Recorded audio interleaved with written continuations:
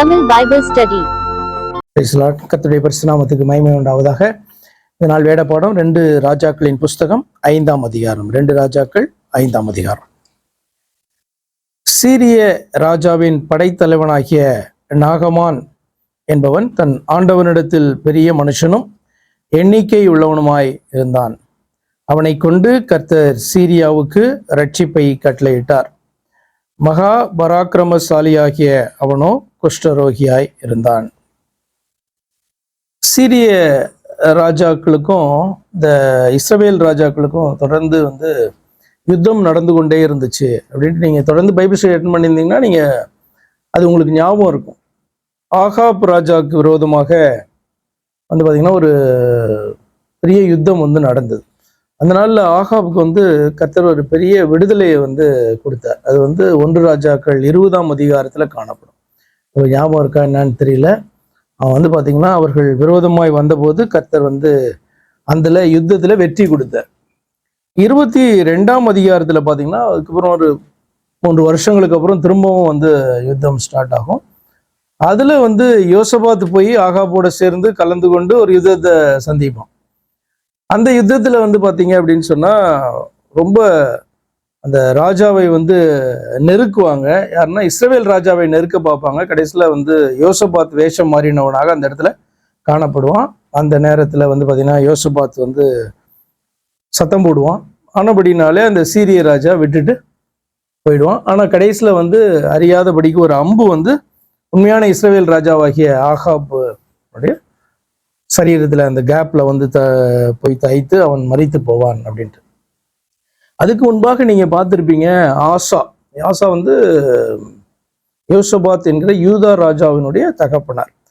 அந்த நாட்களில் அவர்களுக்குள்ள சண்டை காணப்படும் போது யூதா ராஜாவாகிய அந்த ஆசா என்ன பண்ணுவார் அப்படின்னா, தனக்கு சப்போர்ட் பண்ணும்படியாக இந்த சீரிய ராஜாவாகிய அந்த பெனாதாத்துக்கு சப்போர்ட் கேட்பாரு. அவருக்கு பார்த்தீங்கன்னா அதற்கான வெகுமானங்கள் எல்லாம் கொடுத்து என்ன பண்ணுவார், அவரை ரெக்ரூட் பண்ணுவார்.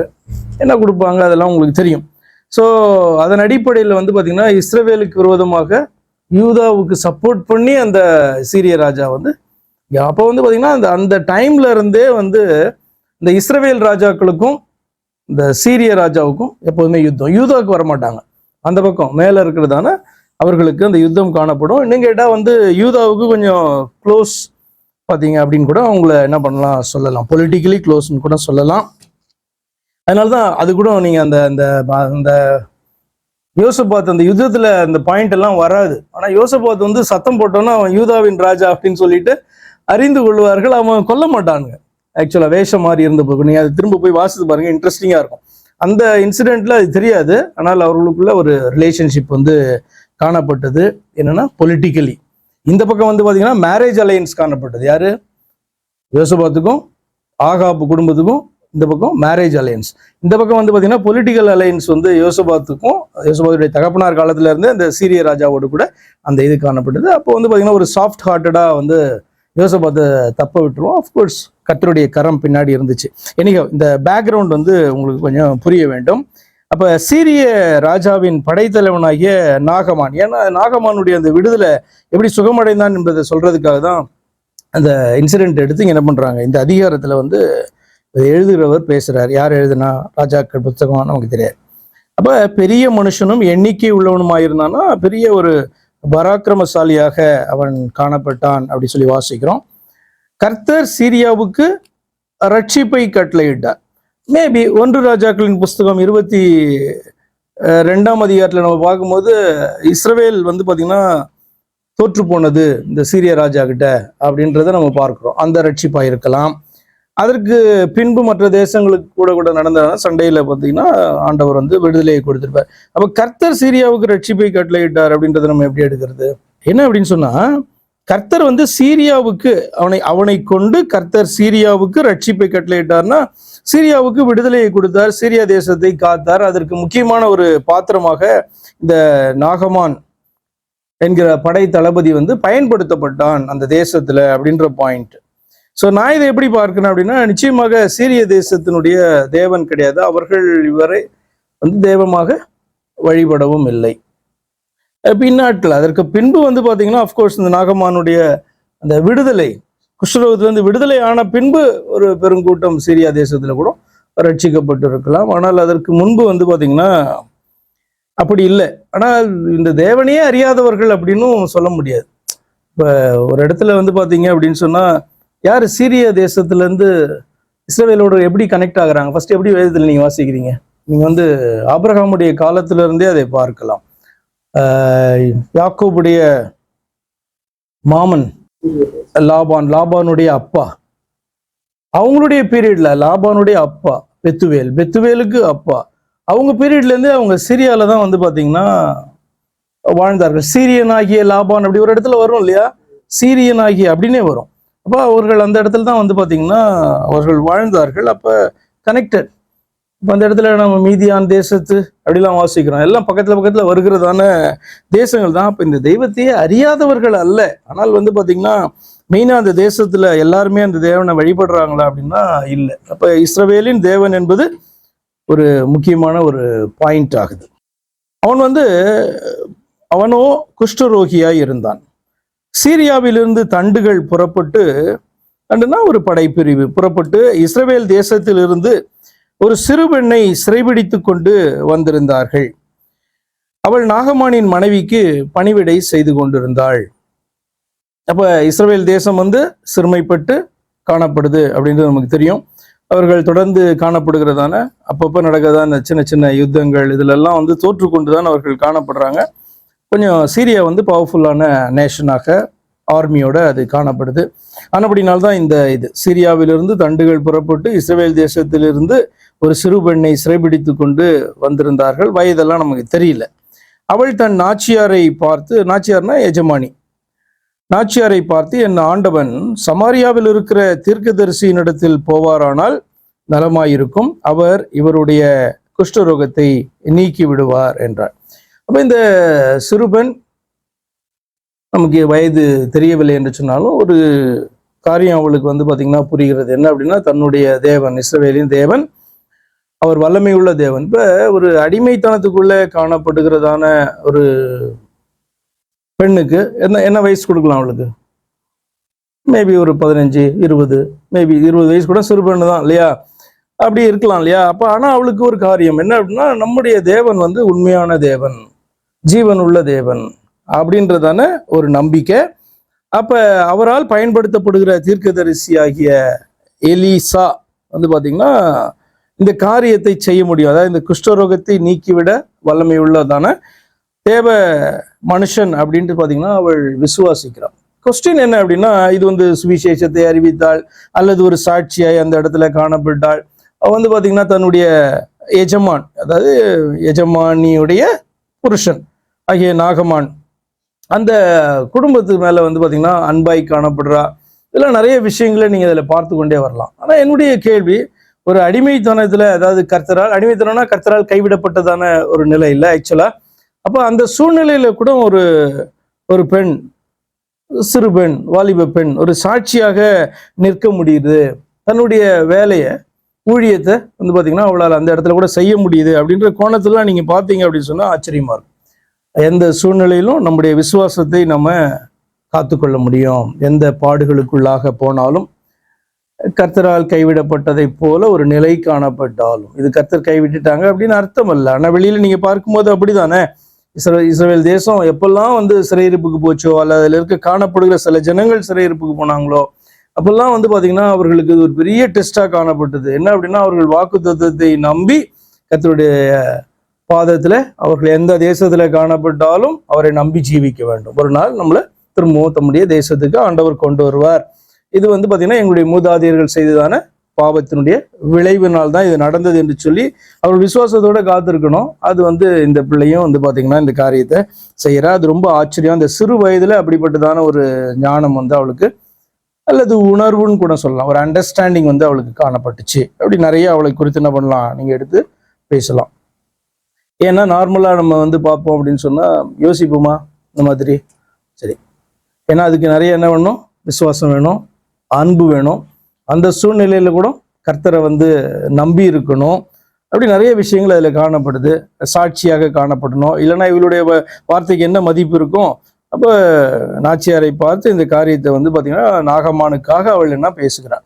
அப்பொழுது அவன் போய், அப்போ மனைவி போய் கணவன்கிட்ட சொன்னதான அந்த ஸ்பேஸ் எல்லாம், இந்த வசனங்கள்லாம் இதுல இல்லை, அவசியம் கிடையாதுல்ல. உடனே அவன் போய் அப்படின்னா, அவன் நாகமான்கிட்ட போயிட்டு அவ பேசல. ஆனால் வந்து பார்த்தீங்கன்னா மனைவி நாகமான்கிட்ட பேசியிருக்கா. அது வந்து பார்த்தீங்கன்னா அதற்குள்ளாய் காணப்படுது, 3-4 வசனங்களுக்கு நடுவில் காணப்படுது. இப்படி வந்து பைபிளில் வந்து இருக்கும். நீங்கள் தான் என்ன பண்ணணும், அதை புரிந்து கொள்ளணும். எப்படி அவனுக்கு இன்ஃபர்மேஷன் போச்சுலாம் கேட்கக்கூடாது. ஆதியாகமம் 1ஆம் அதிகாரத்தில் நீங்கள் எப்படி பார்ப்பீங்க, ஆதியில தேவன் வானத்தையும் பூமியும் உண்டாக்கினார் அப்படி சொல்லி பார்ப்பீங்க. அதுக்கப்புறம் 2வது வசனத்தில் பார்ப்பீங்க, ஒழுங்கின்மையாக இருந்தது. இப்போ ஆண்டவர் உண்டாக்கணும்னு எப்படி ஒழுங்கின்மையாகும் யோசித்துட்டீங்களா?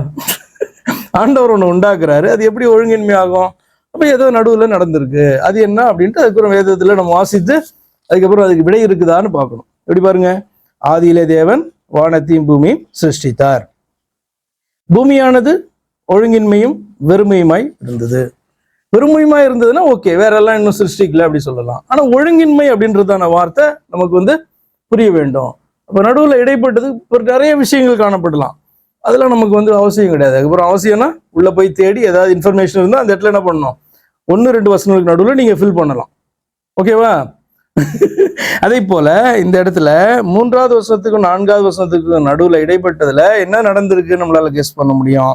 என்னன்னா, நாகமானுடைய மனைவி நாகமான்கிட்ட போய் இந்த இன்ஃபர்மேஷனை சொன்னா, நம்ம வீட்டில் இருக்க வேலைக்காரி இஸ்ரவேல் தேசத்திலிருந்து சிறைபிடித்து கொண்டு வந்ததான அந்த பெண் இந்த மாதிரியான ஒரு விஷயத்தை சொன்னா அப்படின்ட்டு.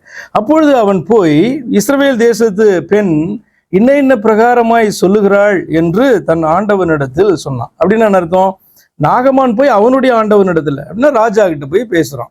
மோஸ்ட்லி இது வெனதாதா இருக்கும். அந்த ராஜா கிட்ட போய் இந்த விஷயத்தை அறிவிக்கிறான். அப்படியானால் இந்த பெண்ணுக்கு வந்து இந்த வீட்டுல வந்து ஒரு நல்ல பெயர் இருந்திருக்குல்ல. இல்லைன்னா வேலைக்காரி சொல்றத வந்து போய் கேட்கணும்னு அவசியம் கிடையாது. வேலைக்காரி ரீச் பண்ணி இப்படி ஒரு விஷயத்த எஜமானிட்ட பேசுறதே கஷ்டம். நம்ம வீட்டுல வேலைக்காரிகள்லாம் நல்லா பேசுவாங்க, ஏன்னா அது வேற. அவங்கெல்லாம் வந்து பாத்தீங்கன்னா அவங்க வீட்டிலேயே வந்து என்ன பண்ணணும், அடிமை பெண்ணாக காணப்படணும். அவங்கள நம்பிதான் என்ன பண்ணணும், அவங்க சாப்பிடணும், வாழணும். அப்படிப்பட்ட சூழ்நிலையில எவ்வளவுதான் பேசணும், எந்த அளவுக்கு வரலாம் அப்படின்றதான லிமிட்டேஷன்லாம் ரொம்ப அதிகமாய் காணப்படும். அப்படி இருக்கும்போது எஜமானியை ரீச் பண்றதே கஷ்டம். ஆனால் எஜமானியை ரீச் பண்றா, அவளுடைய வார்த்தையை எஜமானி நம்புறா, அவள் தன்னுடைய புருஷன் இடத்துல சொல்றா, புருஷனும் அந்த காரியத்தை நம்புகிறான் என்று சொன்னால், அந்த சிறுவன் என்று சொல்லுகிறவளுடைய சாட்சி அந்த வீட்டுல உண்மை உள்ளவளாக அவள் காணப்பட்டிருந்தாதான் பாத்தீங்கன்னா அவளுடைய வார்த்தைக்கு மதிப்பு கிடைத்திருக்கும் என்று சொல்லி நான் நினைக்கிறேன். அடுத்தது உங்களுடைய கெஸ்ஸிங்க நான் விட்டுறேன். அவன் போய் ராஜா கிட்ட சொல்றான். அப்போது 5வது வசனம், அப்போது சீரியாவின் ராஜா, நல்லது, போகலாம், இஸ்ரவேலின் ராஜாவுக்கு நிருபம் தருகிறேன் என்றான். என்னது? ரெக்கமெண்டேஷன் லெட்டரு நான் இஸ்ரவேலினுடைய ராஜாவுக்கு தருகிறேன். ஏன்னா இப்படிதான் நார்மலா வந்து பாத்தீங்கன்னா நடக்கும். ஒரு ராஜா என்ன பண்ணுவாரு, இன்னொரு ராஜாவுக்கு வந்து இப்போ இங்க இருக்கிற ஒரு கம்பெனி சேர்மன் வந்து இன்னொரு கம்பெனியில் இருக்கிறதான மேனேஜருக்கு லெட்டர் எழுதுவாரா? எழுத மாட்டார்ல. ஒன் சேர்மனுக்கு இல்லைன்னா சிஇஓக்கு அப்படிதான் வந்து எழுத முடியும் இல்லையா? அவங்க வந்து அடுத்து ஆட்களுக்கு வந்து பார்த்தீங்கன்னா அதை கீழே கொடுப்பாங்க, யார் வந்து அதை ஹேண்டில் பண்ண போறாங்களோ. அப்படி சீரியாவின் ராஜா இஸ்ரவேல் ராஜாவுக்கு நிருபம் தருகிறேன் என்றான். அப்படியே அவன் தன் கையிலே 10 தாலந்து வெள்ளியையும் 6000 சேக்கல் நிறை பொன்னையும் 10 மாற்று வஸ்திரங்களையும் எடுத்துக்கொண்டு போய், அந்த நாட்களில் வந்து பார்த்தீங்கன்னா இது வந்து ஒரு பெரிய ஒரு என்னவா இருக்கும், வேல்யூபிளான இதாக இருக்கும். ஏன்னா நமக்கு வெள்ளி பொண்ணுன்னா இன்னைக்கு வரைக்கும் வந்து பார்த்தீங்கன்னா அது வேல்யூபிளான ஒரு ஐட்டம். ஆனால் இன்னைக்கு மாற்று வஸ்திரங்கள்ன்றது நமக்கு இன்னைக்கு பெரிய விஷயமே கிடையாது. எங்கே போனாலும் ஈஸியாக, எந்த தேசத்தில் போனாலும் மாற்று வஸ்திரங்கள் வந்து எங்கே பார்த்தாலும் உங்களுக்கு ஈஸியாக கிடைக்கும். ஆனால் அந்த காலத்தில் வந்து வஸ்திரங்கள் வந்து ரொம்ப வேல்யூபிளானது, அதிக விலை இருக்கு. அதனால தான் 2 வஸ்திரம் வச்சிருந்தா 1 வஸ்திரத்தை கொடு அப்படின்ட்டு சொல்லுகிறாரு அல்லவா? அப்போ வஸ்திரங்கள் வந்து ரொம்ப எக்ஸ்பென்சிவாக தான் காணப்படும். அது எல்லாருக்கும் வந்து பார்த்தீங்க அப்படின்னு சொன்னால் நிறைய வஸ்திரங்கள் வைத்திருக்க மாட்டாங்க. எத்தனை வஸ்திரம் வச்சுருக்கீங்க நீங்கள்? நிறையா இருக்கும், எண்ணவே முடியாதுல்ல. மோஸ்ட்லி எல்லாருக்கிட்டையுமே அப்படி தான் இருக்கும் நம்முடைய வார்ட்ரோப்பை திறந்தோம் அப்படின்னு சொன்னால். ஆனால் அந்த நாட்களில் அப்படி கிடையாது. அப்போ இயேசு கிறிஸ்துவனுடைய அந்த அங்கியை கூட என்ன பண்ணுறாங்க, ரோமன் சோல்ஜர்ஸ் அவங்களுக்குலாம் நல்ல வந்து சேலரி எல்லாம் இருந்திருக்கும் இல்லையா? இருந்தாலும் கூட அந்த வஸ்திரத்தை அவர்கள், அஃப்கோர்ஸ் அது வந்து பார்த்தீங்கன்னா அப்படியே ஒரே இதில் நெய்ததான வஸ்திரம் அது ஆக்சுவலாக. இருந்தாலும் அந்த அங்கேயே என்ன பண்ணுறாங்க, அவர்கள் வந்து இதை கட் பண்ணி எடுக்க வேணான்ட்டு சீட்டு போட்டு அதை எடுக்கிறாங்க அப்படின்லாம் நம்ம பார்க்குறோம். அப்போ வஸ்திரம் என்பது ஒரு வேல்யூபிளான ஒன்றாக அது அந்த நாட்களிலே பார்க்கப்பட்டது. இஸ்ரவேலின் ராஜா ஏன் அப்படின்னு சொன்னீங்கன்னா, எப்போ வந்து ஒரு ஒரு காரியம் பல்கா வந்து தயாரிக்கப்படுமோ அப்பதான் அது சீப் ஆகும். அப்ப அது வந்து பாத்தீங்கன்னா, தயாரிக்கிறது வந்து ஏதாவது ஒரு இடத்துல வந்து தயாரிக்கிறாங்க, இவ்வளவுதான் தயாரிக்கிறாங்க அப்படின்னு சொன்னா, ஒரு ஒரு கிராமத்துல வந்து பாத்தீங்கன்னா ஒரு 1000 பேர் இருக்காங்க அப்படின்னு சொன்னா, 1000 பேருக்கு வஸ்திரம் வந்து பாத்தீங்கன்னா இது பண்றதுக்கு ஃபேக்டரியோ அல்லது வீடோ அது ஒரு தொழிலாக அதை பண்ணாங்க அப்படின்னு சொன்னா வந்து பெரிய விஷயமா இருக்கும். ஆனா அந்த இடத்துல இருக்க ஒரு 2-3 பேர் தான் இதை வந்து செய்யறாங்க வஸ்திரத்தை அப்படின்னு சொன்னா, அவங்க வருஷத்துக்கு மேபி ஒரு வஸ்திரம் செய்வாங்க. அந்த ஒரு வஸ்திரத்தை வாங்குறதுக்கே பெரிய போட்டி இருக்கும் இல்லையா? அப்படி வந்து ஒரு முக்கியமான ஒன்றாய் பார்க்கப்பட்டது. எங்கே போதோ லைன்னு பார்த்துக்கோங்க. ஏன் இதெல்லாம் நீங்க வந்து பாத்தீங்கன்னா மாற்று வஸ்திரம்லாம் பெரிய விஷயமா அப்படின்னு நம்ம நினைக்க கூடாது இல்லையா? அதுக்காக இஸ்ரவேலின் ராஜாவின் இடத்துல அந்த நிருபத்தை கொடுத்தான். யாரு? நாகமான் எடுத்துட்டு போய் அங்க கொடுக்குறாரு. அதிலே என்ன எழுதியிருக்கு? இந்த நிருபத்தை உம்மிடத்தில் என் ஊழியக்காரனாகிய நாகமான் கொண்டு வருவான். நீர் அவன் குஷ்டரோகத்தை நீக்கிவிட அவனை உம்மிடத்தில் அனுப்பி இருக்கிறேன் இருக்குது. இது நம்ம வாசிக்கும் போதே நமக்கு சிரிப்பா இருக்கும். ஆனா வந்து என்ன அப்படின்னு சொன்னா, அந்த ராஜாவுக்கு அவ்வளவுதான் விஷயம் தெரியும். என்னன்னா, அங்க இஸ்ரவேல் தேசத்துல இருந்து வந்ததான ஒரு பெண் வந்து என்ன சொல்றா, அங்க வந்து இஸ்ரவேல் தேசத்துல காணப்படுறதான தீர்க்கதரிசியால இதை சுகப்படுத்த முடியும். தீர்க்கதரிசிக்கு டைரக்டா வந்து ராஜா எழுத மாட்டாரு. அதனால என்ன பண்றாரு, இஸ்ரவேல் ராஜாவுக்கு அனுப்புறாரு. இப்படி வந்து நான் கேள்விப்பட்டேன், ஆனப்படினாலே நீ வந்து என்ன பண்ண, இந்த ஆளை சுகப்படுத்தி அனுப்பு. இஸ்ரவேலின் ராஜா அந்த நிருபத்தை வாசித்த போது அவன் தன் வஸ்திரங்களை கிழித்து கொண்டு, இது ப்ராபபிளி யாரா இருக்கும், யோராமா இருக்கும்னு நினைக்கிறேன். ஏன் அப்படின்னா, ஆகாப் போயாச்சு, ஆகாப்புக்கு ஒரு அகசியா வந்தான். அகசியா வந்து பாத்தீங்கன்னா உடனே மரிச்சாச்சுன்னு பாக்குறோம் 2 வருஷத்துல. அதுக்கப்புறம் அகசியாவினுடைய சகோதரனும் ஆகாபுடைய இன்னொரு மகனுமாகிய யோராம் வந்து பாத்தீங்கன்னா ராஜாவா இருக்கிறான். அப்ப இது மோஸ்ட்லி யோராமா இருக்கும். 7வது வசனம், இஸ்ரவேலின் ராஜா அந்த நிருபத்தை வாசித்த போது அவன் தன் வஸ்திரங்களை கிழித்து கொண்டு, ஒரு மனுஷனை அவன் குஷ்ட ரோகத்தினின்று நீக்கிவிட வேண்டும் என்று அவன் என்னிடத்தில் நிருபம் அனுப்புகிறதற்கு கொல்லவும் உயிர்ப்பிக்கவும் நான் தேவனா? இவன் என்னை விரோதிக்க சமயம் தேடுகிறான் என்பதை சிந்தித்து பாருங்கள் என்றான். இப்ப இவனுக்கு வந்து பாத்தீங்கன்னா இவன் வந்து வேற ஒரு ஆங்கிள் தான் இவன் பார்ப்பான். என்ன அப்படின்னு சொன்னா, இவர்களுக்கு வந்து ஒரு பகை காணப்படுது. அப்போ ஒரு சான்ஸை பார்க்கறான். என்ன அப்படின்னா, இஸ்ரவேல் மேல யுத்தம் தொடுக்கிறதற்கு இன்னைக்கு வரைக்கும் அப்படிதானே நடக்குது.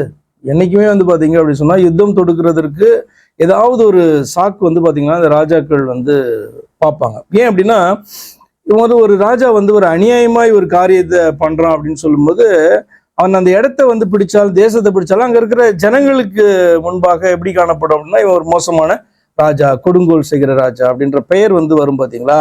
ஆனப்படினால அந்த இடத்த மெயின்டைன் பண்றது வந்து பாத்தீங்கன்னா அவனுக்கு கஷ்டமாயிடும். ஆனப்படினாலே யூஸ்வலா என்ன பண்ணுவாங்க, ஒரு ஒரு தப்பை வந்து பாத்தீங்கன்னா கண்டுபிடிப்பாங்க.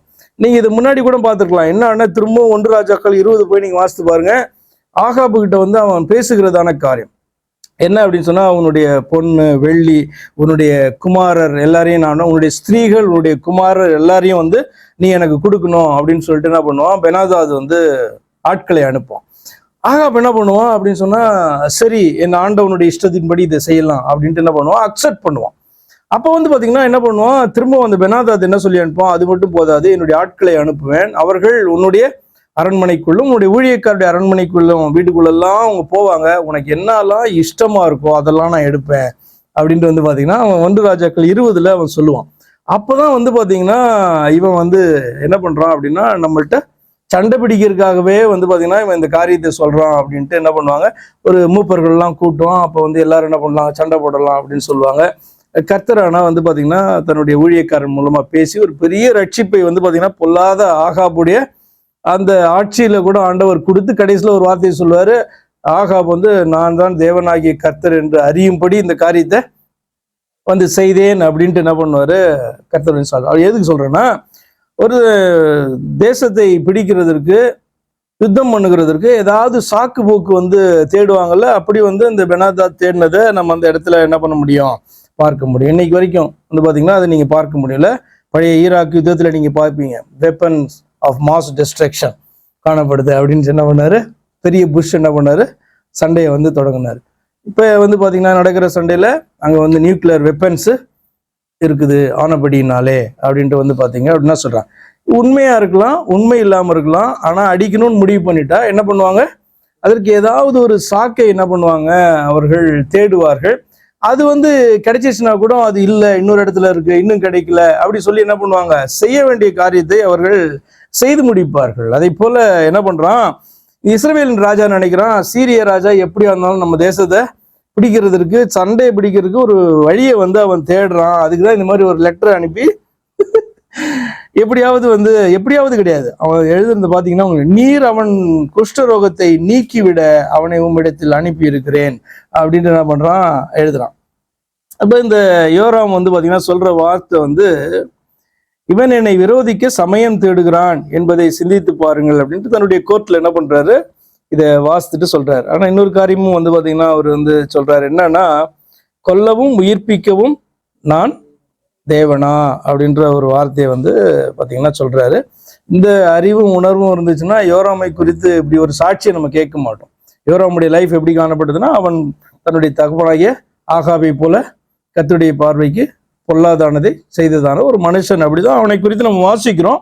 ஆனால் அவர்களுக்கு தெரியுது என்ன அப்படின்னு சொன்னா, தேவன் எப்படிப்பட்டவர், கொல்லவும் உயிர்ப்பிக்கவும் வல்லவர், ரட்சிக்க வல்லவர் அப்படின்றதான அந்த அறிவு காணப்பட்டுச்சு. ஆனா அந்த அறிவை அவர்கள் எதற்கு பயன்படுத்தல, ஆண்டவருக்கு பிரியமாய் நடக்கிறதற்கு தெய்வ அறிவை பயன்படுத்தவில்லை. அதுதான் வந்து பாத்தீங்கன்னா அந்த இஸ்ரவேல் ராஜாக்களுடைய லைஃப்ல நம்ம பார்க்க முடியும். இப்பெல்லாம் நீங்க வந்து பாத்தீங்கன்னா இவர்கள் ஆண்டவருக்கு விரோதமாய் செயல்பட்டார்கள், அருவருப்பான காரியங்களை செய்தார்கள் அப்படிலாம் வாசிக்கும் பொழுது நீங்க ஒரு காரியத்தை வந்து அறிந்து கொள்ள வேண்டும். இவர்களுக்கு ஆண்டவரையே தெரியாதா, மறந்துட்டாங்களா? ஆண்டவர் பேசுவார், அவர்கள் என்னை மறந்தார்கள், என்னை தள்ளினார்கள் அப்படின்னு ஆண்டவர் பேசுவார். ஆனால் இவர்கள் ஆண்டவரை வந்து மறந்தார்கள் அப்படின்றதனுடைய அர்த்தம் என்ன அப்படின்னா, அவர்கள் ஆண்டவரை அறிந்திருக்கிறதை அவர்கள் வந்து பாத்தீங்கன்னா தன்னுடைய லைஃப்ல அவர்கள் வந்து பயன்படுத்தவில்லை, அபியாசப்படுத்தவில்லை. ஆண்டவரை அறிந்த மனுஷன் எப்படி நடக்கணும் இல்லையா? அப்ப ஆண்டவரை அறிந்த மனுஷனாக, ஆண்டவரால் நியமிக்கப்பட்ட ராஜாவாக அவர்கள் நடந்து கொள்ளாத போது ஆண்டவர் என்ன பண்ணார், என்னை மறந்துட்டாங்க. தன்னுடைய ஜனங்களை குறித்து பேசும்போது அவனை சொல்ல, அவர்கள் என்னை மறந்தார்கள், அந்நிய தெய்வங்களுக்கு பின்னாடி போனார்கள் அப்படின்னா பெரிய வச்சுக்குவாங்க ஒரு இடத்துல. அவர்களையும் என்ன பண்ணுவாங்க, அந்நிய தெய்வங்களையும் அவருடைய லைஃப்ல கொண்டு வரும்போது ஆண்டவர் அந்த வார்த்தைகளை பயன்படுத்தினார். அப்ப இந்த யோராமுக்கும் அறிவு இருக்குது. என்ன அப்படின்னு சொன்னா, தேவன் கொல்லவும் உயிர்ப்பிக்கவும் வல்லவர் அப்படின்னு சொல்லுகிறதான காரியத்தை அவன் அறிந்தவனாய் காணப்படுகிறான். இஸ்ரவேலின் ராஜா இன்னொருத்தர் இந்த மாதிரி யார் சொன்னது ஞாபகம் இருக்கா உங்களுக்கு? இன்னொரு தேவ மனுஷன் அப்படி சொன்னான், நான் தேவனோ அப்படி கேட்டா. யாரு? ராகேல் வந்து பாத்தீங்கன்னா பிள்ளை இல்லாது இருந்த பொழுது லேயாளுக்கு வந்து பிள்ளைகள் கிடைக்கும். அப்போ வந்து பாத்தீங்கன்னா இவன் ரொம்ப அப்செட்டா என்ன பண்ணுவான், யாக்கோபிட்ட வந்து எனக்கு நீர் பிள்ளையை கொடுக்கும். அவன் நொந்து போய் அவன் சொல்லுவான், நான் தேவனோ, என்னை ஏன் இப்படி இது பண்ற அப்படின்னு சொல்லுவான். எனிகவ் அது வந்து பாத்தீங்க அப்படின்னு சொன்னா இந்த இதுல பேசுறதான காரியம். சரி, 8வது வசனம். இஸ்ரவேலின் ராஜா தன் வஸ்திரங்களை கிழித்து கொண்ட செய்தியை தேவனுடைய மனுஷனாகி எலிசா கேட்டபோது அப்படின்னா அர்த்தம், இது பயங்கரமா ஸ்ப்ரெட் ஆகி எலிசா வரைக்கும் இந்த வார்த்தைகள் வந்து பாத்தீங்கன்னா போயிருக்கு. தேசத்துக்குள்ள இந்த காரியம் வந்து ஸ்ப்ரெட் ஆக ஆரம்பிச்சிருச்சு. எல்லாருக்கும் பயங்கர ஒரு பேனிக் ஆயிருக்கும். அப்ப இந்த செய்தியை எலிசா கேட்டபோது அவன், நீர் உம்முடைய வஸ்திரங்களை கிழித்துக் கொள்வானேன், அவன் என்னிடத்தில் வந்து இஸ்ரவேலிலே தீர்க்கதரிசி உண்டென்பதை அறிந்து கொள்ளட்டும் என்று ராஜாவுக்கு சொல்லி அனுப்பினான். அப்ப வந்து பாத்தீங்கன்னா இதுக்கு முன்பாக ஒரு காரியத்தை பார்த்தோம்ல, அந்த ஸ்திரீயின் இடத்துல எலிசா வந்து கேட்பார். என்ன கேட்பார் அப்படின்னா, அவளுக்கு என்ன வேணும், நான் எப்பவும் வரும்போதெல்லாம் வீட்டில் வந்து பார்த்தீங்கன்னா என்னை வைத்து என்னை பராமரித்து எனக்கு ஆகாரத்தெல்லாம் கொடுத்து இளைப்பாறுகிறதுக்கு இடத்தெல்லாம் கொடுத்துருக்காளே, அவளுக்கு வந்து ஏதாவது வேணுமா, ராஜாவின் இடத்துல அதிகாரி இடத்துல நான் பேசணுமா அப்படின்னு கேட்பாருல்ல. புனாதிகம் தான் நினைக்கிறேன்ல. அப்படி ஆனால் என்ன அப்படின்னா, அந்த எலிசா சொன்னா என்ன பண்ணுவான், யோராம் ஆகாப் மாதிரி இல்லை வந்து பாத்தீங்கன்னா, யோராம் வந்து எலிசா சொன்னா கேட்கிற நிலையில தான் யோராம் வந்து காணப்பட்டான். அதனாலதான் வந்து பாத்தீங்கன்னா தைரியமா வந்து பாத்தீங்கன்னா அப்படி சொல்லியிருக்கிறாரு. அப்ப இப்பயும் வந்து பாத்தீங்கன்னா இந்த இன்ஃபர்மேஷனை மெசேஜை அனுப்புறாரு. உங்களுடைய வஸ்திரத்தை ஏன் கிழித்துக் கொள்றீர், அவனை என்னிடத்தில், அதாவது நாகமான் என்னிடத்தில் வந்து இஸ்ரவேலிலே தீர்க்கதரிசி உண்டென்பதை அறிந்து கொள்ளட்டும் என்று ராஜாவுக்கு சொல்லி அனுப்பினான். அப்படியே நாகமான் தன் குதிரைகளோடும் தன் ரதங்களோடும் வந்து எலிசாவின் வாசற்படியிலே நின்றான்.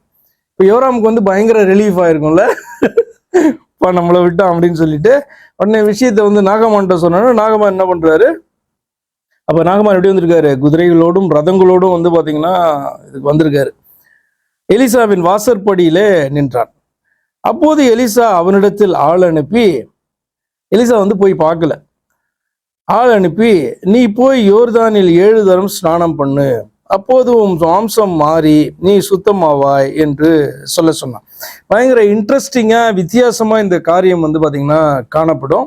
திரும்பவும் இதுல அந்த ஃபெய்த்து, எலிசா வந்து இந்த காரியத்தை எப்படி பண்றாரு அப்படின்றது. இப்போ போன பைபிள் ஸ்டடியில் நான் ஒரு காரியத்தை சொன்னேன். எலிசாவினுடைய அந்த மிராக்கிள்ஸ் எல்லாம் வந்து எப்படி காணப்பட்டுச்சு அப்படின்னு பார்த்தீங்க அப்படின்னா, அந்த ஜனங்களையும் அதில் வந்து பார்த்தீங்கன்னா இன்வால்வ் பண்ண வைக்கிறத நீங்கள் பார்ப்பீங்க. அவளை டெஸ்ட் பண்ணுறதுக்கு, அவர்கள் வந்து பார்த்தீங்கன்னா அந்த விசுவாசத்தை எப்படி காமிக்கிறாங்க அப்படின்னு பார்க்கறதுக்கு அவர்களை வந்து இன்வால்வ் பண்ண வைக்கிறது. இங்கேயும் வந்து என்ன பண்ணுறாரு, இந்த மிராக்கிளை நம்பி அங்கேருந்து வந்திருக்கிறதான நாகமானுக்கு ஒரு பெரிய டெஸ்ட் காணப்படுது. இந்த மிராக்கிளில் நாகமானியை என்ன பண்ணுறாரு, ஒரு இன்வால்வ் பண்ணுறாரு. இன்வால்வ் பண்ணுறதுன்னா என்ன அர்த்தம்? கர்த்தர் நம்மளை வந்து அதில் இன்வால்வ் பண்ணுறாங்க அப்படின்னா நம்மிடத்துல ஒரு காரியத்தை என்ன பண்ணுறாரு, எதிர்பார்க்கிறார் என்று சொல்லி அர்த்தம். சரி, அதே போல் இந்த இடத்துல வந்து பார்த்தீங்க அப்படின்னு சொன்னால், இவன் இறங்கி போல, அவனை மீட் பண்ணலை, அவன்கிட்ட பேசலை, ஆனால் ஒரு மெசேஜ் மட்டும் பார்த்தீங்கன்னா என்ன கொடுக்குறாரு அவருக்கு, வாசற்படியில் இருக்கவன்ட்ட அவனிடத்தில் ஆள் அனுப்பி 10வது வசனம், நீ போய் யோர்தானில் 7 தரம் ஸ்நானம் பண்ணு, அப்பொழுது உன் மாம்சம் மாறி நீ சுத்தமாவாய் என்று சொன்னான். சரி, இவனுக்கு என்ன குஷ்டரோகம் இருந்திருக்கும் இவனுக்கு நினைக்கிறீங்க? குஷ்டரோகம்.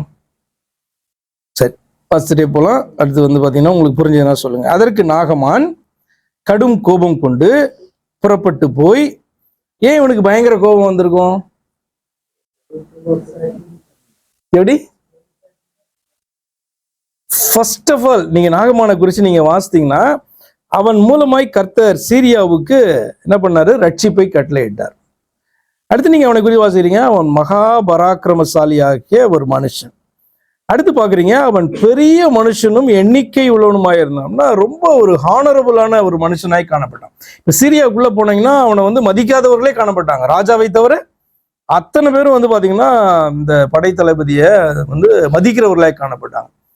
இஸ்ரவேல் தேசம் வந்து பாத்தீங்க அப்படின்னு சொன்னா அவர்களை விட சிறுமைப்பட்ட நிலையில் தான் காணப்படுகிறது. இஸ்ரவேல் ராஜாவே என்ன பண்றான், அங்கிருந்து ஒரு லெட்டர் வருதுன்னா பதறான். அந்த அளவுல தான் இஸ்ரவேல் தேசம் காணப்படுது. அப்போ இஸ்ரவேல் தேசத்துக்குள்ள ஒரு காரியத்தை எதிர்பார்த்து வருகிற இந்த மனுஷன் வந்து என்ன எதிர்பார்ப்பான், ஐயா அப்படி சொல்லணும் தானே எதிர்பார்ப்பான். ஆனா எலிசா வந்து பக்கத்திலேயே வரல, வந்து பேசக்கூட இல்லை. அப்ப இவர் வந்து பாத்தீங்கன்னா ஒரு கமாண்டை கொடுத்து அனுப்புறாரு. அதுவே வந்து அவனுக்கு வந்து பாத்தீங்கன்னா எரிச்சலாக இருக்கும் இல்லையா?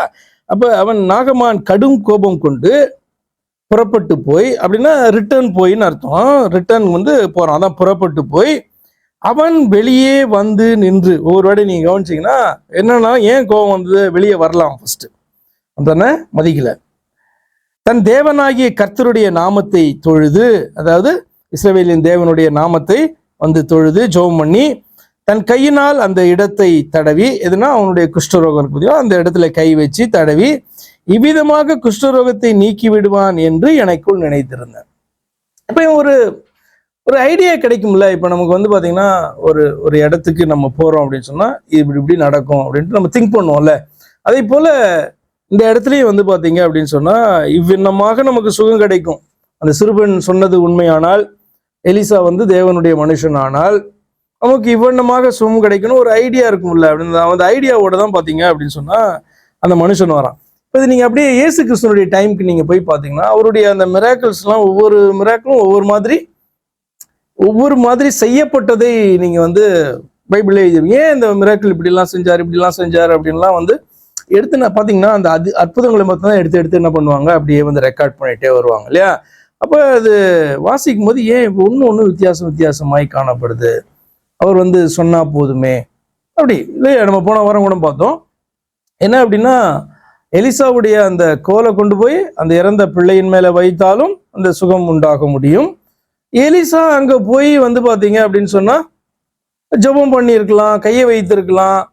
அடுத்தது வந்து பாத்தீங்கன்னா என்ன செய்தான் அப்படின்னு சொன்னா, அந்த பிள்ளையின் மேல படுத்து என்ன பண்றான், வாயின் மேல வாய் வைத்து மூக்கின் மேல மூக்கு வைத்து என்ன பண்றான் எலிசா, அந்த பிள்ளையின் மேல வந்து படுத்து 2 தரையோ 3 தரையோ அப்படி செய்தது பார்க்குறோம். வித்தியாசமான ஒரு காரியத்தை அங்க செய்யறதை பார்க்குறோம். அதை நான் சொன்னேன், இதை வந்து நம்ம எப்படி எடுக்கக்கூடாது, இதை வந்து ஒரு முன்னுதாரணமாக நம்ம எடுக்கிறதுக்காக அல்ல. அந்த நேரத்துல அவன் வந்து அப்படி ஏவப்பட்டு கர்த்தர் சொன்னதுனால என்ன பண்ணான், அந்த காரியத்தை அவன் செய்தான். வித்தியாசமான ஒரு காரியம், அது அதுக்கு முன்னாடி நம்ம பார்க்கல இல்லையா?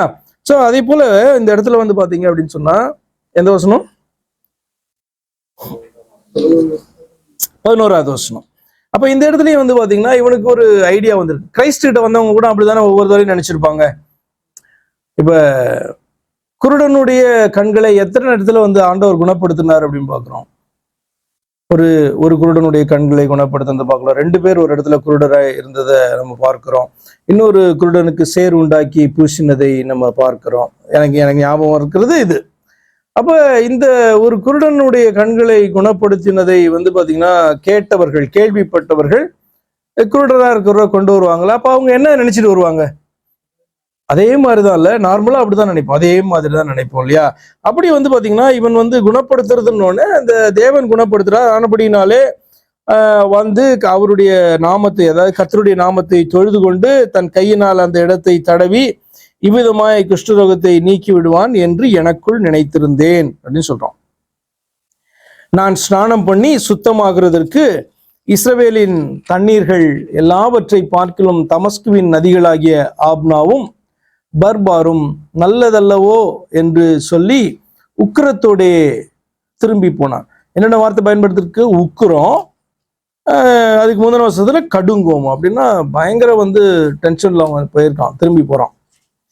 அவன் ஊழியக்காரர் சமீபத்தில் வந்து அவனை நோக்கி, தகப்பனே, அந்த தீர்க்கதரிசி ஒரு பெரிய காரியத்தை செய்ய உமக்கு சொல்லி இருந்தால் அதை நீ செய்வீர் அல்லவா? பெரிய காரியத்தை செய்ய சொன்னா என்ன அர்த்தம்? இப்ப இவன் வந்து பாத்தீங்க அப்படின்னு சொன்னா நிறைய குதிரைகளோட, ரதங்களோட, வெள்ளி பொண்ணோட என்ன பண்றான், வர்றான் அவன். இப்ப இவனுக்கு பணத்துக்கெல்லாம் வந்து கொஞ்சம் கூட பிரச்சனை கிடையாது. ஒரு 1000 ஆடு மாடுகளை நீ வந்து பலியிடு அப்படின்னு சொல்றாருன்னு வச்சுக்கோ, கொடுத்துருப்பானா? கொடுத்துருக்க மாட்டானா? நிச்சயமா கொடுத்துருப்பான்ல. அது ஒரு பெரிய விஷயமே கிடையாது. இல்ல சொன்னா இவ்வளவு பொண்ணும் வெள்ளியும் பத்தாது, இன்னும் கொஞ்சம் வேணும்னா ஆள் அனுப்பிச்சு என்ன பண்ணுவான் சிரியா தேசத்துல. ஏன்னா ராஜா வந்து சப்போர்ட் பண்றதுக்கும் ராஜா ரெடியா இருக்கிறாருன்னா ரெக்கமெண்டேஷன் லெட்டர் வரைக்கும் கொடுக்குறாரு. அப்படியானால் இதெல்லாம் வந்து கஷ்டமான காரியம். கஷ்டமான காரியத்தை வந்து சொன்னா இந்த சீரிய தளபதி என்ன பண்ணிருப்பான், கேட்டிருப்பான். அதை வந்து பிடித்து கொண்டு என்ன பண்றாங்க, அவனுடைய ஊழியக்காரர் சொல்றாங்க, ஒரு பெரிய காரியத்தை செய்ய உமக்கு சொல்லியிருந்தால் நீர் அதை செய்வீர் அல்லவா? ஸ்நானம் பண்ணும், அப்போது சுத்தமாவீர் என்று அவர் உம்மோடே சொல்லும் போது அதை செய்ய வேண்டியது எத்தனை அதிகம். ரொம்ப லகுவான ஒரு காரியத்தை வந்து பாத்தீங்கன்னா நம்ம எதிர்பார்க்காத ஒரு காரியத்தை வந்து சொல்லும் போது அதை வந்து நிச்சயமா செய்யணும் இல்லையா? கஷ்டமான காரியம்னா கூட என்ன பண்ணியிருப்போம், ட்ரை பண்ணி பண்ணியிருப்போம். ஆனா லகுவான காரியம் வந்து பாத்தீங்கன்னா சொல்லும் போது ஏன் செய்ய முடியல, செய்யணும் இல்லையா அப்படின்னு என்ன பண்றாங்க, கேட்குறாங்க. ரொம்ப ஞானமான வார்த்தை இல்லை. அப்ப சிலதெல்லாம் வந்து பாத்தீங்க அப்படின்னு சொன்னா அது லகுவா இருந்ததுன்னா நமக்கு என்ன, அதனுடைய வேல்யூ வந்து தெரியாது. எக்ஸாக்ட்லி வந்து பாத்தீங்கன்னா தேவன் வந்து இந்த மனுக்குலத்துக்கு கொடுக்குறதான ரட்சிப்பும் அப்படிதான். நம்முடைய பக்கத்துல இருந்து பாத்தீங்கன்னா அவர் செய்ததை என்ன பண்றாரு, விசுவாசிக்க சொல்லுகிறாரு. நாம பாவி என்கிறதை உணர சொல்லுகிறாரு. நாம எது செய்தும் என்ன பண்ண முடியாது, இந்த ரட்சிப்பை அடைய முடியாது என்று சொல்லி நம்மளை விசுவாசித்து அவருடைய செய்கையின் மேல நம்பிக்கையை வைத்து என்ன பண்றாரு, அவரை நோக்கி பார்க்க சொல்றாரு. அப்படித்தானே ரட்சிப்பு உண்டாக முடியும்.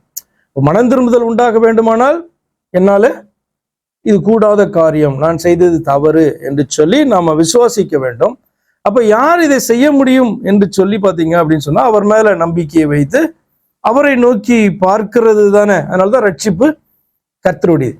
இதை வந்து பாத்தீங்கன்னா நீங்க எந்த மதத்துல போய் சொன்னாலும் அவர்கள் என்ன பண்ண மாட்டாங்க, இவ்வளவு ஈஸியா நோ அப்படி சொல்லுவாங்க. இவ்வளவு ஈஸியா எப்படி ரட்சிப்பு கிடையாது, சொர்க்கத்துக்கு எப்படி இவ்வளவு ஈஸியா போக முடியும், இதெல்லாம் நீ செய்ய சொல்ல அதெல்லாம் செய்ய சொல்ல நான் செய்வேன் அப்படின்ட்டு பாத்தீங்கன்னா அந்த காரியங்கள் எதுக்குள்ள வரைக்கும் வந்துருச்சு அப்படின்னு சொன்னா எதெல்லாம் செம்மையான மார்க்கம் அப்படின்ட்டு ஆண்டவர் ஏற்படுத்தினாரோ அதற்குள்ளும் பாத்தீங்கன்னா அது வந்துருச்சு. இப்ப ஆண்டவர் வந்து பாத்தீங்கன்னா இந்த வேதத்தை தந்தார். இந்த வேத வாக்கியங்களை விசுவாசிக்கிறதான யார்கிட்ட கொடுத்தாரு, அவருடைய ஜனங்கள்கிட்ட கொடுத்தாரு. அவர்கள் தான் இஸ்ரவேலர்கள், அவர்கள் தான் இந்த வேத வாக்கியங்களை பெற்றார்கள். அப்ப இது வந்து விசுவாசத்தின் அடிப்படையில தான் இந்த வேத வாக்கியங்கள் அவர்களுக்கு கொடுக்கப்பட்டது. ஆனால் கடைசியில இது எங்க போய் முடிந்தது அப்படின்னு சொல்லி நீங்க பாத்தீங்க அப்படின்னு சொன்னா ஒரு செம்மையான மார்க்கமாக துவங்கப்பட்டதான ஒன்று அதனுடைய அடிப்படையான காரியங்களை என்ன பண்ணிச்சு, அது மறந்து விட்டு அது என்ன ஃபாலோ பண்ண ஆரம்பிச்சிச்சுன்னா மேலோட்டமாக வந்து பாத்தீங்கன்னா தன்னுடைய சுய பலத்தினாலே ரட்சிப்பை அடைய அதாவது சொர்க்கத்தை அடைய அது பார்த்தது.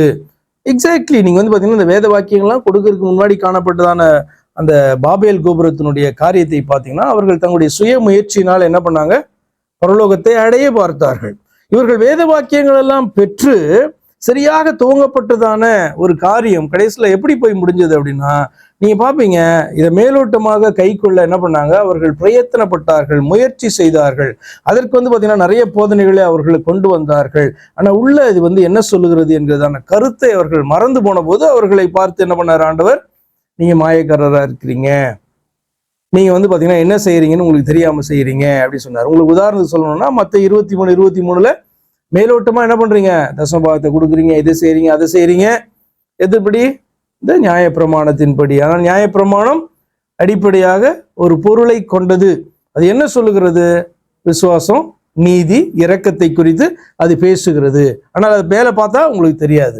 ஆனால் ஏன் கொடுக்கப்பட்டது என்று ஆராய்ந்து பார்த்தீங்கன்னா அது உங்களை என்ன நோக்கி நடத்துது, இரக்கத்தை நோக்கி, நீதியை நோக்கி, விசுவாசத்தை நோக்கி, இன்ஃபேக்ட் கிறிஸ்துவை நோக்கி நடத்துது. அப்ப எதற்காய் கொடுக்கப்பட்டதோ அந்த பர்பஸை விட்டுட்டு ஒரு செம்மையான ஒரு ரிலீஜியனாக தொடங்கப்பட்டது, மார்க்கமாக தொடங்கப்பட்டது. எப்படி ஆயிடுச்சுன்னு பாத்தீங்கன்னா ஆச்சரியமா இருக்கும். திரும்ப கிறிஸ்தவத்துக்கு வருவோம்.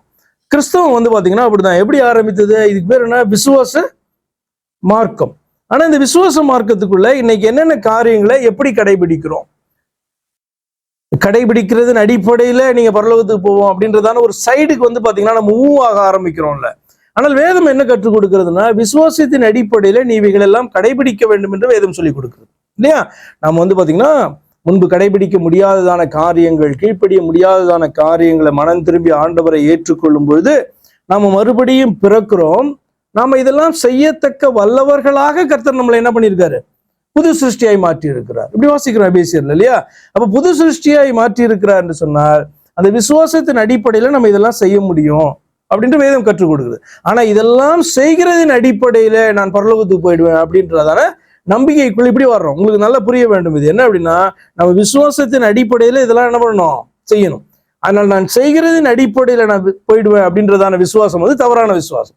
அப்ப நீங்க பாபேல் கோபுரத்தினுடைய அந்த காரியம் வந்து பாத்தீங்கன்னா வெவ்வேறு விதமா டிரான்ஸ்ஃபார்ம் ஆகி வந்து பாத்தீங்க அப்படின்னு சொன்னா ஜனங்களுக்குள்ளே வந்து பரவுகிறதே பார்ப்பீங்க. அதனாலதான் வந்து பாத்தீங்கன்னா மார்க்க பேதங்கள் அல்லது புதிய புதிய மார்க்கங்கள் வந்து பாத்தீங்கன்னா நியூ டைட்டில்ஸ்ல வந்து கொண்டே இருக்கும். ஆனால் வந்து அடிப்படையாய் கர்த்தர் சொல்லி இருக்கிறதான அந்த விசுவாசத்தினுடைய முக்கியத்துவத்தை மறந்து நம்ம செயல்படுகிறவர்களாக மாறிவிடுவோம். சரி, ஓகே, இங்க வருவோம். அப்ப அந்த ஊழியக்காரர்கள் என்ன பண்றாங்க, ஈஸியான காரியம் தானே சொன்னாரு, அதை செய்யறது எவ்வளவு முக்கியம் அப்படின்னு சொல்றாங்க. அப்பொழுது அவன் இறங்கி அப்படின்னு என்ன அர்த்தம், அப்படியும் எடுக்கலாம், இல்லைன்னா கொஞ்சம் கீழே வந்திருக்கான், பயங்கரமா ஒரு முறுக்கிட்டுல ஒரு கிளம்பி போனாரு, திரும்பி போனார்ல, அதுல இருந்து இறங்கி அப்படின்னு அர்த்தம். மனம் இறங்கின்றது வேற, இறங்கினா மேல இருந்து அப்படி என்ன பண்றது, கீழே இறங்குறது ஆக்சுவலா. சரி, நான் யாரு, சில நேரத்தில் நினைப்பில்ல, நான் யாரு, என்கிட்டயே நீ வந்து இப்படி பேசிட்டியே அப்படின்ட்டு. இப்ப நமக்கே அப்படி தோணும் போது அவனுக்கு எப்படி தோணி இருக்கும், அவன் எவ்வளவு பெரிய ஆளு இன்னும் கேட்டா அந்த தேசத்திலே 2வது முக்கியமான ஆளா இருந்திருப்பான் இல்லையா. சரி, அப்பொழுது அவன் இறங்கி என்ன அப்படின்னா, இந்த அற்புதம் நடக்கணும் அப்படின்னா நம்முடைய லைஃப்ல அந்த மனமேட்டிமையெல்லாம் இறங்கி நம்மை தாழ்த்துகிறதை குறிக்கிறது. அந்த இறங்கி அப்படின்றதான வார்த்தை நம்ம வந்து பாத்தீங்கன்னா சப்மிட் பண்ணுகிறது, கர்த்தருடைய வார்த்தைக்கு நம்மளை தாழ்த்துகிறது. இங்க எலிசா இங்க பெரிய ஆள் அப்படின்ற நம்ம பார்க்க கூடாது. எலிசா மூலமாய் வந்ததான அந்த வார்த்தை வந்து பாத்தீங்கன்னா தேவனுடைய வார்த்தை. இப்ப நாகமானை ஆண்டவர் நேசித்தபடினால் தானே நாகமான வந்து பாத்தீங்கன்னா அந்த சின்ன பொண்ணு என்ன பண்ணியிருக்கா, அவன்கிட்ட பேசியிருக்கா, அந்த இன்ஃபர்மேஷன் போயிருக்கு. அப்ப நாகமானை ஆண்டவர் நேசிக்கிறார், இதுதான் அங்க வந்து பாயிண்ட். இப்ப நாகமானுடைய விடுதலைக்கு வந்து பாத்தீங்கன்னா இந்த காரியம் எல்லாம் நடக்குது, எப்படி ஆண்டவர் வந்து இந்த காரியத்தை செய்தார் அப்படின்னு சொல்லிட்டு நம்ம பார்க்கிறோம். இதை வந்து பாத்தீங்கன்னா குறிப்பிட்டு கர்த்தர் வந்து சுவிசேஷ புஸ்தகத்துல பேசுவார். என்னன்னா, ஒரு தீர்க்கதரிசி அவரை குறித்ததான அந்த காரியம், ஒரு தீர்க்கதரிசியானவன் அவனுடைய வீட்லயோ ஊர்லயோ பட்டணத்திலயோ அவனை வந்து பாத்தீங்கன்னா மதிக்க மாட்டாங்க. ஏன் மதிக்க மாட்டாங்க, அந்த ஊர்லயே வளர்ந்து வந்தா அதுக்கப்புறம் ஊழியக்காரனாலும் யார் மதிப்பா, எனக்கு தெரியாதா, இயேசு கிறிஸ்து எனக்கு தெரியாதா, நாசரேத்துல தானே வளர்ந்தாரு அப்படின்ட்டு என்ன பண்ணுவான், அவன் சொல்லுவான். இவர் வந்து பாத்தீங்கன்னா யாருன்றதெல்லாம் அவன் யோசிக்கவே மாட்டான். என்னன்னா இவர் எங்க ரிலேட்டிவ் தானே, இவரு நமக்கு தெரியாதா இவரை அப்படின்னு என்ன பண்ணுவாங்க, பேசும்போது அவர் 2 உதாரணங்களை காண்பிப்பார். ஒன்று என்னன்னா, எலியாவினுடைய காலத்துல நடந்ததான ஒரு காரியத்தை சொல்வார். எலியாவினுடைய காலத்துல இஸ்ரவேலுக்குள்ள நிறைய விதவைகள் காணப்பட்டாங்க. ஆனாலும் கர்த்தர் வந்து பாத்தீங்கன்னா எலியாவை எங்க அனுப்பினாராம்? சாரிபாத் ஊர்ல இருக்கு. சாரிபாத் எங்க இருக்கு? சாரிபாத் இஸ்ரவேல் தேசத்துல இல்ல, அது வந்து பாத்தீங்கன்னா லெபனான்ல, இப்ப இருக்க லெபனான்ல காணப்படுது. அன்றைக்கு வந்து பாத்தீங்க அப்படின்னு சொன்னா அது என்ன தேசம்? சீதோன் காணப்படுச்சுன்னா சீதோன், இன்னைக்கு வந்து லெபனான். அப்ப இஸ்ரவேல் தேசத்தை விட்டு அங்க சாரிபாத்துல இருக்கிறதான அந்த விதவையின் இடத்துல ஆண்டவர் அனுப்பினார். இது ஒன்று. அப்ப அவ்வளவு பேர் காணப்பட்டாங்க, ஆனா அங்க ஏன் அனுப்பணும் அப்படின்ட்டு ஒரு கேள்வியை வந்து கேட்பாரு. அதே மாதிரி வந்து பாத்தீங்கன்னா எலிசாவினுடைய காலத்துல இஸ்ரவேலுக்குள்ள அநேக குஷ்டரோகிகள் காணப்பட்டார்கள். ஆனால் சீரியன் ஆகிய நாகமானை தவிர வேற ஒருவரும் வந்து பாத்தீங்கன்னா குணமடையவில்லை அப்படின்றதை நான் மெய்யாகவே சொல்றேன்.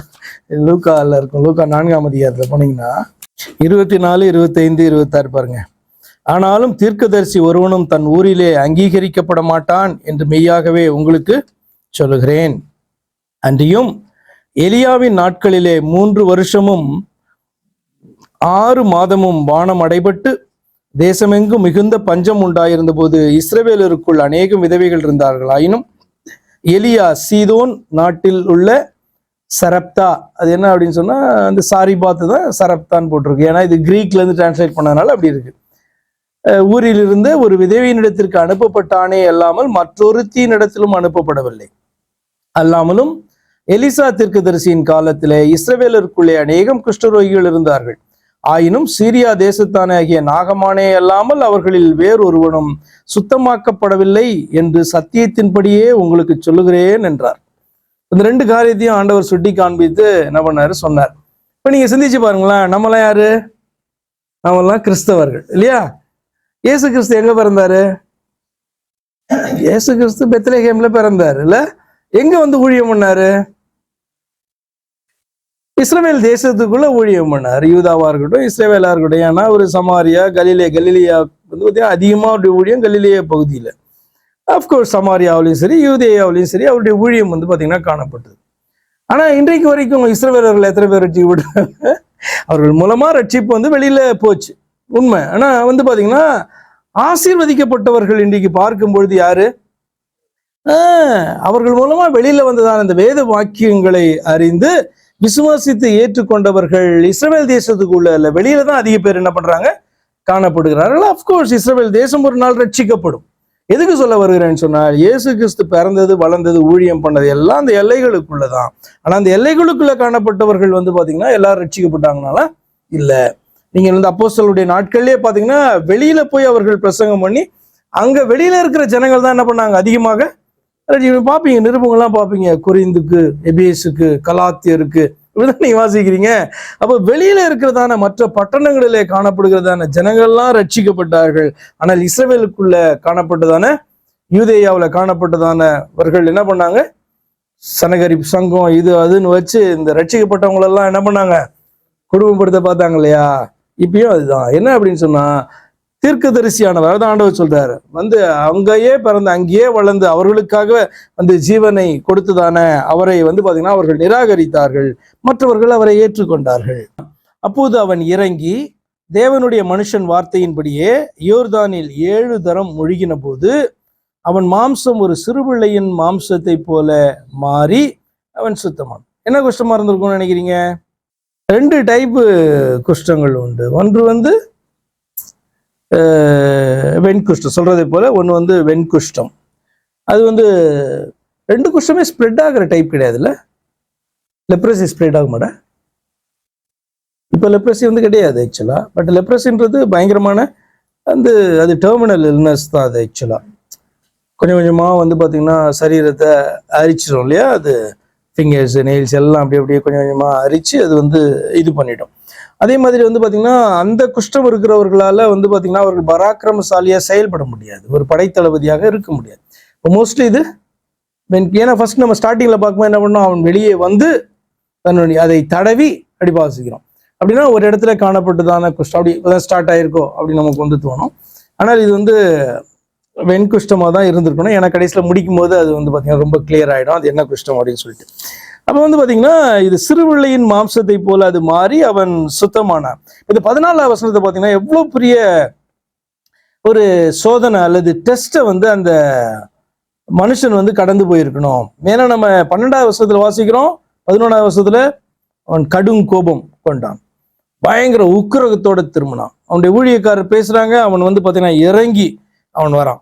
இறங்கி வந்து என்ன பண்றான், அந்த இவன் சொல்றதுபடி யோர்தான்ல வந்து மூழ்கிறான். 7 தரம் சிம்பிளா முடிச்சுட்டாங்க. ஆனா 7 தரம் மூழ்கி எழுந்திருக்கிறதுக்கு எவ்வளவு கஷ்டம் யோசிச்சிருக்கீங்களா? ஆக்சுவலா 7 முறை. ஏன்னா இவன் வந்து யோர்தான்ல வந்து மூழ்கும் போது ஒரு தரம் மூழ்கி அவன் எழுந்திருக்கும் போது அவன் வந்து பாத்தீங்கன்னா ஒன்றும் சேஞ்ச் இருக்காது, செகண்ட் டைம் சேஞ்ச் இருக்காது. நான் இது எப்படி பாக்குறேன்னா 6 தடவை கொஞ்சம் கொஞ்சமா குணமாயிருக்குமானா நான் வந்து நினைக்கிறேன் நோ, கொஞ்சம் கூட. நீங்க எப்படி நினைக்கிறீங்க? யாராவது அப்ஜெக்ஷன் இருக்கா? ஒவ்வொரு தரையும் கொஞ்சம் கொஞ்சம் கொஞ்சமா வந்து சரியாயிருக்குமா அப்படின்னா உனக்கு ஹோப் வந்திருக்கும்ல. 7 டைம்ஸ் சொன்னாரு, கொஞ்சம் கொஞ்சமா சரியாயிருக்கு. நீங்க என்ன நினைக்கிறீங்க? நீங்க வேற ஏதோ நினைக்கிறீங்க, நான் பார்க்கும்போதே தெரியுது இல்லையா?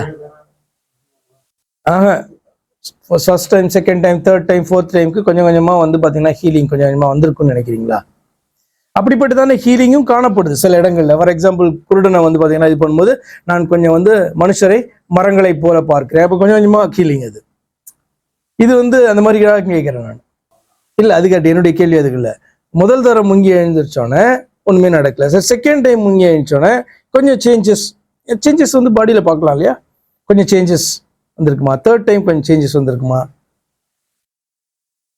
என்ன வயசு இந்த மாதிரி கேள்வியெல்லாம் கேட்காதீங்கன்றீங்களா? நான் நினைக்கிறேன், நீங்க என்ன நினைக்கிறீங்க? லாஸ்ட்ல தான் ஹீலிங்.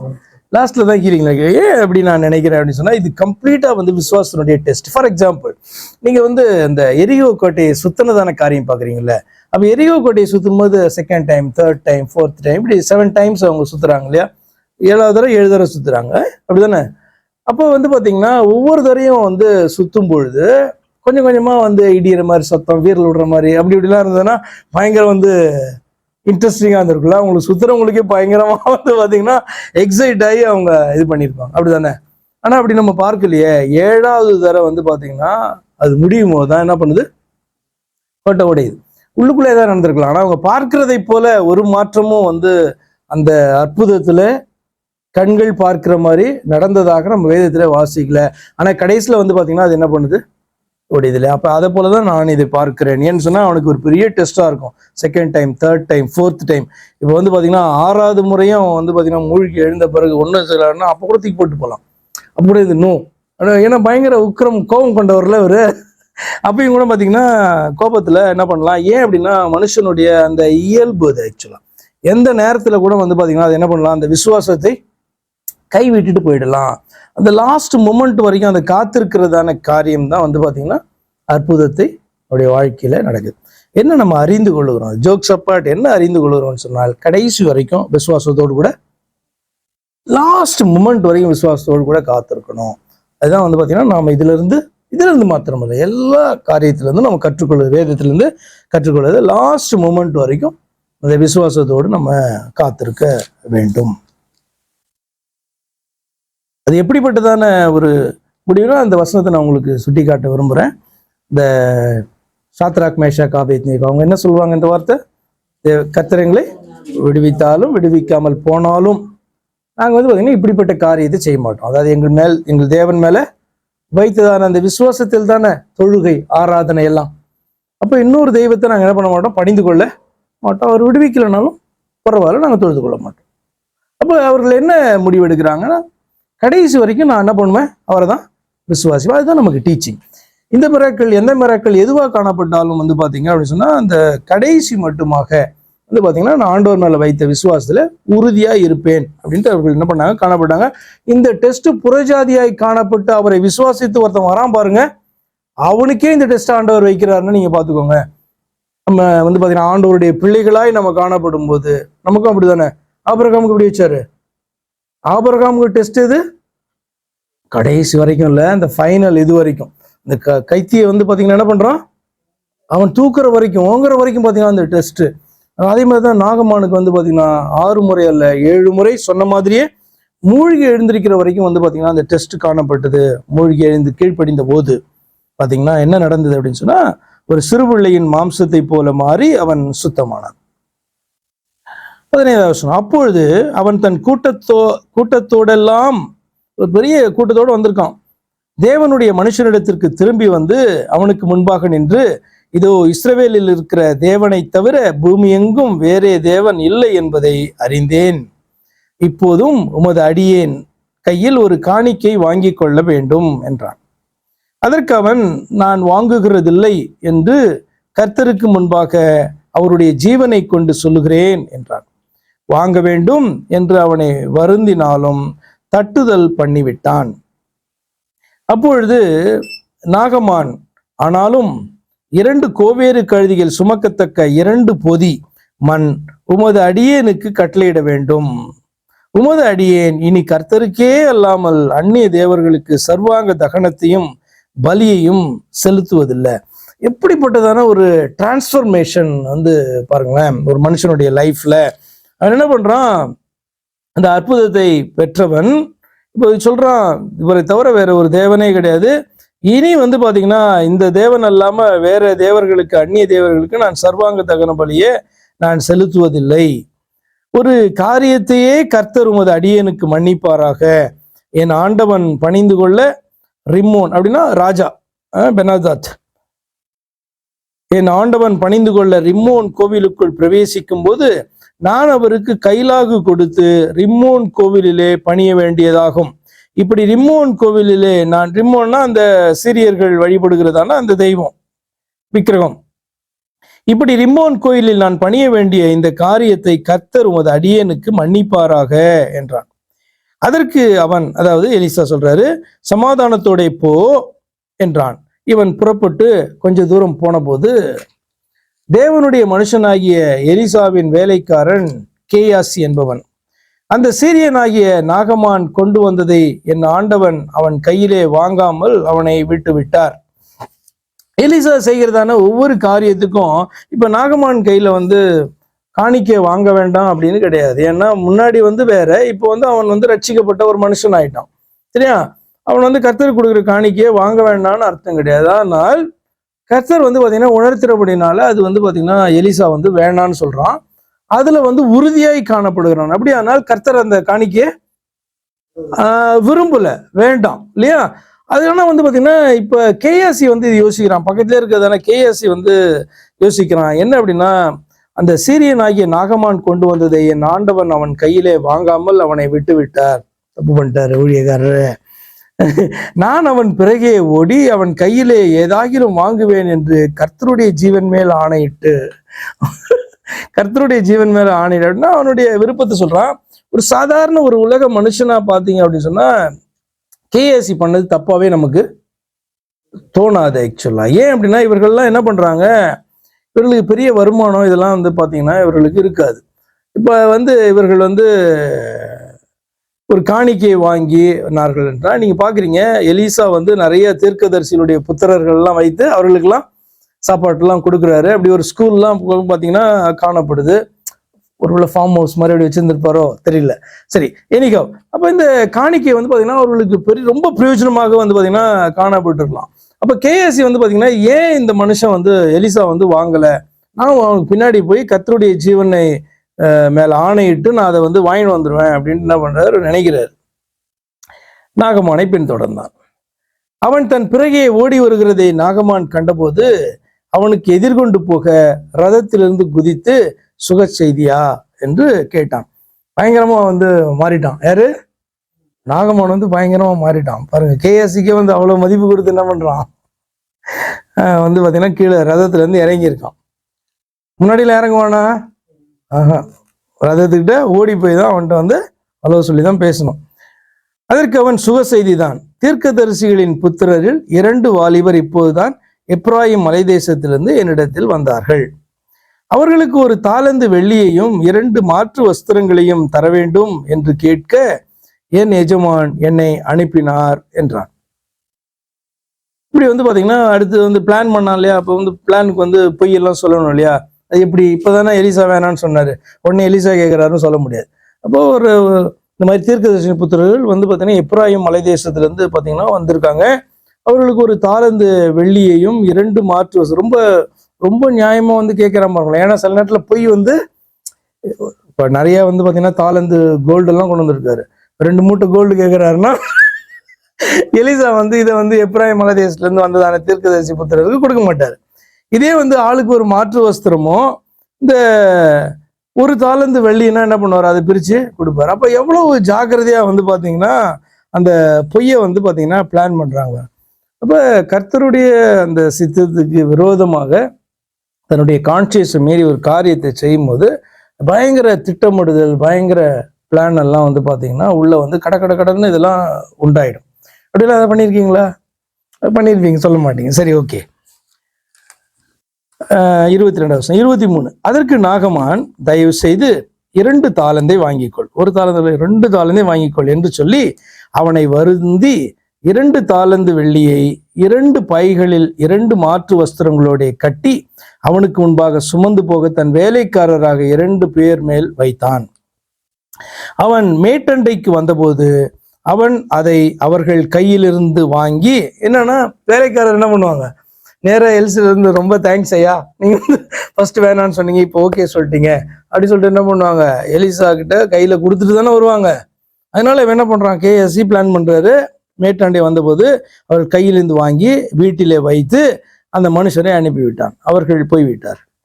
பின்பு அவன் உள்ளே போய் தன் எஜமானுக்கு முன்பாக நின்றான். கேயாசியே, எங்கிருந்து வந்தாய் என்று எலிசா அவனை கேட்டதற்கு அவன் உமது அடியான், எங்கும் போகவில்லை என்றான். பொய் வந்து நீங்கள் இது வந்து சாதாரணமாக இருக்கும். ஆனால் அந்த பொய்யை நீங்கள் பேச ஆரம்பிச்சிங்கன்னா அந்த பொய்யை மெயின்டைன் பண்ணுறதுக்கு நீங்கள் என்ன பண்ணணும், திரும்ப திரும்ப திரும்ப திரும்ப வந்து பார்த்தீங்கன்னா வெவ்வேறு பொய்களை ஆட் பண்ணிகிட்டே போகணும். அதுக்கப்புறம் வந்து பார்த்தீங்கன்னா அதை வந்து நீங்கள் உங்கள் மெமரியில் வைக்கணும். ஏன்னா வந்து ஒரு வாரம் கழித்து திரும்ப அந்த எலிசாக்கு திடீர்னு ஞாபகம் வந்து, கேயாசி போன வாரம் நீ எங்கே போன அப்படின்னு கேட்டாருன்னு வச்சுக்கோங்களேன். அப்போ வந்து பார்த்தீங்கன்னா எப்படி ஃபஸ்ட்டு சொன்னாரோ அதே பொய்யை சொல்லணுமா இல்லையா? அப்போ நம்முடைய லைஃப்லையும் பெரியவங்களா இருந்தாலும் சின்னவங்களா இருந்தாலும் நம்ம உண்மையை பேசணும் அப்படின்னு சொன்னால் அதை வந்து மனதிலே வைத்து திரும்பவும் என்ன பண்ண வேணாம், பேச வேணாம். ஏன்னா நெக்ஸ்ட் டைம் நீங்கள் என்ன பண்ணுவீங்க, உங்கள் மனதில் இருக்க உண்மையை தான் பேசுவீங்க. ஆனால் ஒரு தடவை நீங்கள் பொய் பேசுனீங்கன்னா அதுக்கு என்ன பண்ணணும், நீங்கள் நான் பொய் பேசிட்டேன் அப்படின்ட்டு நீங்கள் வந்து மனம் திரும்பாத வரைக்கும் அந்த பொய்யை நீங்கள் மெயின்டைன் பண்ணிகிட்டே இருக்கணும். அதை கரெக்டாக நீங்கள் மனசில் வைக்கணும். ஒரு நாள் இல்லைனாலும் ஒரு நாள் என்ன பண்ணுவீங்க, நீங்கள் உங்களை அறியாமையே வந்து பார்த்தீங்கன்னா என்ன பண்ணுவீங்க, உண்மையை பேசிடுவீங்க. நீங்களே வந்து பார்த்தீங்கன்னா அதை மாட்டிக்குவீங்க. எல்லாரும் உடனே அன்னைக்கு போய் சொன்னேன், ஏன் இன்னைக்கு வந்து இப்படி சொல்கிற, மாற்றி சொல்கிற அப்படின்னு கேட்க மாட்டாங்க. உங்கள் மேலே இருந்து தானே அந்த மதிப்பு, அந்த மரியாதை, உங்களுடைய அந்த நம்பகத்தன்மை எல்லாம் வந்து பார்த்தீங்கன்னா அதில் என்ன பண்ணணும், சிதைந்து போயிடும். அதுக்கு ரொம்ப சிம்பிள். பொய் பேசியிருந்தா அது வந்து கர்த்தருக்கு விரோதமாக நீங்கள் பேசின காரியம். யார்கிட்ட பொய் பேசுறீங்களோ அவங்கள்ட்ட பேசின காரியம். ஆனப்படினாலே நான் இந்த காரியத்தில் பொய் சொல்லிட்டேன் அப்படின்னு சொல்லிட்டு நீங்கள் மனம் வருந்துனீங்க அப்படின்னு சொன்னால் அந்த நேரத்தில் அசிங்கப்பட்டாலும் அது வந்து பார்த்தீங்கன்னா ஃபினிஷ் ஆகிடும். நெக்ஸ்ட் டைம் என்ன பண்ண வேணாம், உங்கள் மெமரியில் என்ன பொய்யே யோசித்து சொன்னேன்ட்டு வைக்க வேணாம், என்ன உள்ள வைக்க வேணாம். அப்போ நீங்கள் பாருங்கள், இந்த கேஎஸ்சிட்டு நீங்கள் நிறைய விஷயங்களை நீங்கள் படிக்கலாம், அல்லது பொய் பேசுகிறதுனால வருகிறதான காரியத்தை நீங்கள் நிறைய படிக்கலாம். ஏன்னா எல்லாருமே வந்து பார்த்தீங்கன்னா பொய் பேசாமே நம்ம வந்துட்டோம். எல்லாரும் பொய் பேசியிருப்போம் இல்லையா, எல்லாரும் பொய் பேசியிருப்போம். அதுலேருந்து மனம் திரும்பி தான் என்ன பண்ணியிருப்போம், தேவ பிள்ளைகளாக இருப்போம். தேவ பிள்ளைகள் ஆன பிறகு கூட இன்னைக்கு கூட சில நேரங்களில் பொய் வருதா, வாயில வாய்ப்பு இருக்குல்ல, உண்டு, வாய்ப்பு இருக்கு இல்லையா. அப்போ வந்து பார்த்தீங்கன்னா அது நல்லதல்ல. அதான் ஆண்டவர் பார்த்தீங்கன்னா பொய் வந்து பேச வேண்டாம், பொய் ஆணையிட வேண்டாம், பொய் சாட்சி சொல்ல வேண்டாம், இப்படிலாம் சொல்லுகிறதுனுடைய பொய்க்கு சாட்சியை கூட நிற்காத அப்படின்றார் ஆண்டவர். சரி,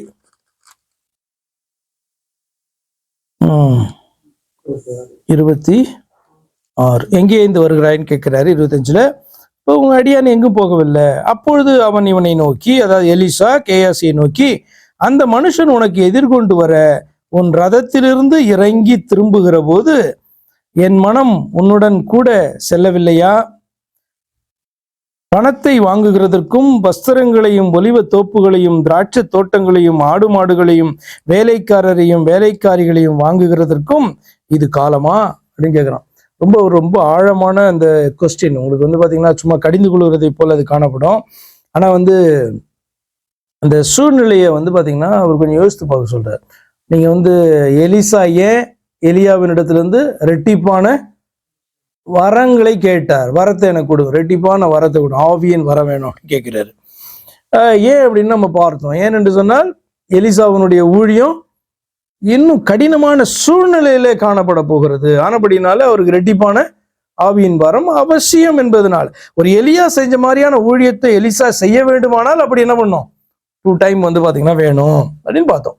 அப்ப இப்ப கேயாஸ் இந்த ஊழியத்தை வந்து கண்டினியூ பண்ணணும்னா இன்னும் எலிசாட்ட இருக்கிற மாதிரி, ஏன்னா இஸ்ரவேல் தேசம் வந்து எங்க போயிட்டு இருக்கு, இப்ப அப்படியே போய் சிறையிருப்புக்கு போகுது, அப்படித்தானே முடிய போகுது, ஃபினிஷ் ஆக போகுது. அப்போ மோசமாயிட்டே தான் போகும். அடுத்த ராஜா வரும்போது இன்னும் மோசம், இன்னும் மோசம், இன்னும் மோசம், இப்படிதான் போயிட்டு இருக்க போகுது. ஜனங்கள் வந்து பாத்தீங்கன்னா இன்னும் அவிசுவாசிகளாக அவர்கள் காணப்பட போறாங்க, அல்லது நிர்விசாரம் உள்ளவர்களாக வாழ போறாங்க தேவனுடைய தேசத்துல.